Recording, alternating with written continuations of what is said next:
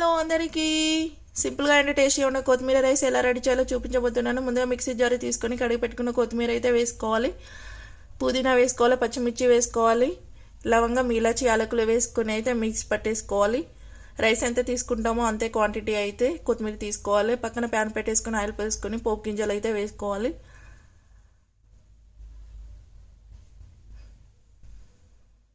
అలా పోపు గింజలు కొంచెం ఫ్రై అయ్యాక ఆనియన్స్ వేసుకోవాలి.